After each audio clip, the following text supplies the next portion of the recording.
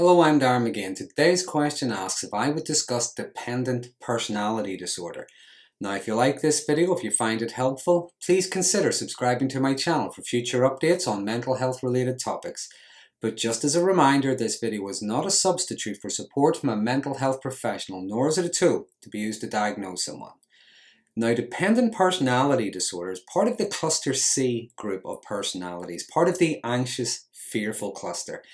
And it's what I often think of as a very misunderstood disorder. It can be difficult to diagnose. It's often confused with other things. One of those things being codependency. The difference there being with codependency, both parties are dependent for some reason on the other. But with dependent personality disorder, it's one way in the sense that there's a necessity for others to meet their needs, but not vice versa. And I'll go into more detail as I go through the criteria. And there hasn't been as much research went into the disorder, unlike, say, some of the cluster B personality disorders, such as narcissistic personality or borderline personality. In fact, at one point DSM was going to drop it as a distinct personality disorder completely. And there's also been little research into treatment, but at the end of the video I will give my thoughts on some therapeutic approaches that I think people would benefit from.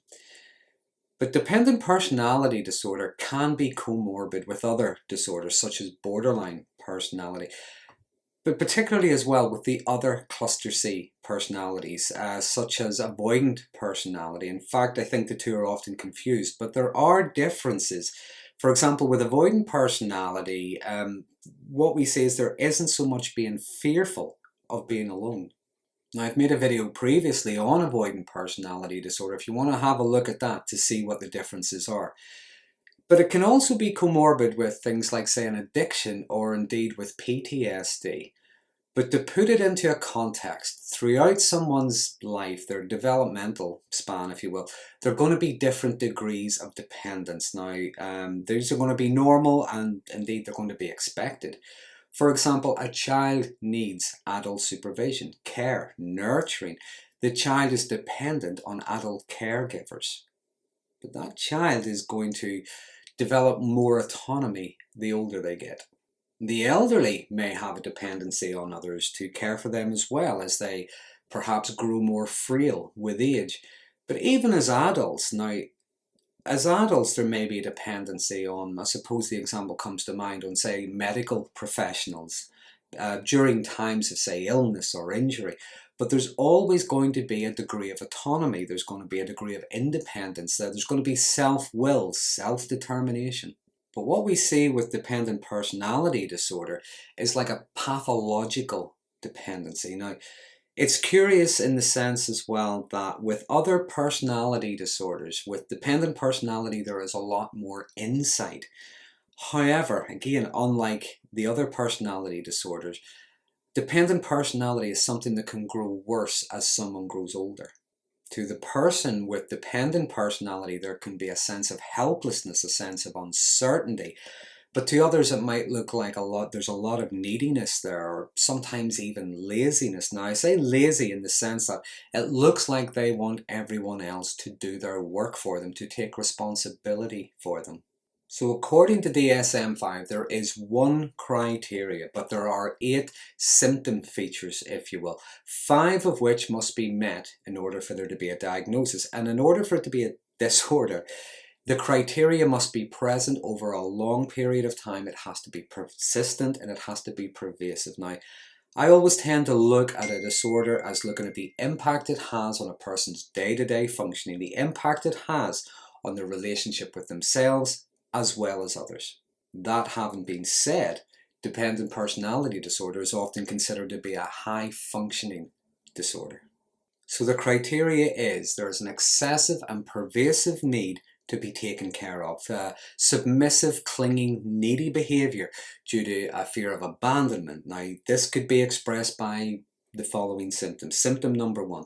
There is difficulty making routine decisions without input, reassurance, or advice from others. Now, this need for input from others, unlike avoidant personality, isn't necessarily the fear of making the wrong decision, although it can be. but it's more wanting others to take responsibility for their decisions and their choices. If someone isn't going to support them, if they don't advise them, if they don't reassure them, if they just give something back, like, well, it's your choice, you make the decision, this can bring about like an emotional paralysis. Number two, requires others to assume responsibilities which they should be attending to themselves. Now, this could be something as simple as, could you remind me I have to do that on Friday? Now, that's something quite innocuous, that's something quite reasonable, that's something quite innocent. We would all say something like that from time to time. But in extreme cases, it's almost like wanting others to take responsibility for all their decisions, their actions, their choices, their lifestyle. And it might come across more like, tell me what to do. When do I do it? How do I do it? What does it have to say? And on it goes. Now, what happens here is sometimes other people just get so frustrated, they maybe end up leaving, or what others leave them to it.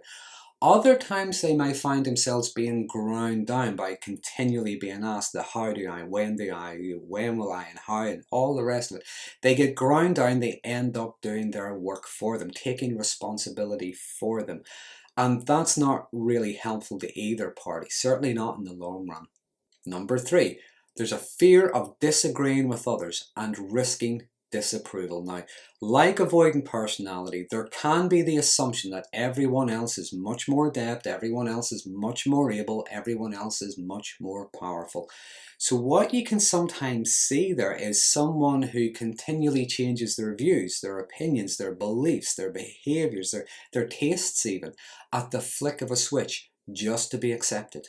And this maladaptive need to be agreeable can lead them to being open to being exploited, mistreated, and manipulated by selfish and toxic people. Number four, there's difficulty starting projects without support from others. Now, again, this can look similar to avoidant personality, but this is more about motivation rather than a lack of confidence. It's more the need for attention, for support, for the validation, for the approval of others. If there's no one there to see it, if there's no one there to benefit from it, to advise them on it, it's like there's a lack of energy. Number five, there's an excessive need to obtain nurturance and support from others, even allowing others to impose themselves rather than to risk rejection or disapproval. Now, this need for approval and support from others can lead to low-level assertiveness, poor boundaries, and as I mentioned a moment ago, this can leave someone with dependent personality open to being abused and mistreated by horrible self-serving people.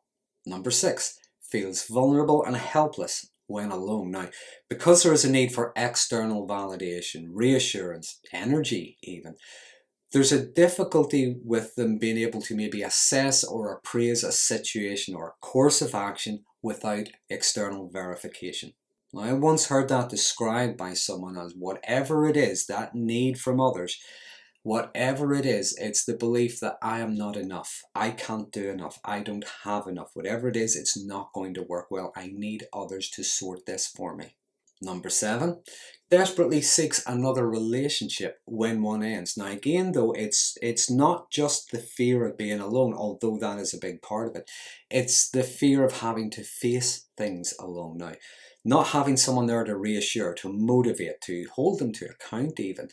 Even as one relationship ends, someone with dependent personality will actively seek out someone new to fill that role. And even in different situations, they will have different people they rely on. There may be people at work, people at church, in social groups, friend networks, partners. There is always a need for someone. And the last symptom criteria, an unrealistic preoccupation with being left alone and unable to care for themselves. Now, this is where it can be confused with borderline personality, but the preoccupation might not necessarily bring up a huge amount of distress or anxiety, although it can. More often than not, it's bringing up a lot of uncertainty. There's more deep concern of not having someone, anyone, to advise, take responsibility for them, because again, what I mentioned earlier, what we see is a pathological dependence on others. So where does it come from? Well, again, there has been little research into this disorder, but what there has been suggests that there is a fearful attachment style, usually coming from some kind of childhood trauma or a dysfunctional upbringing.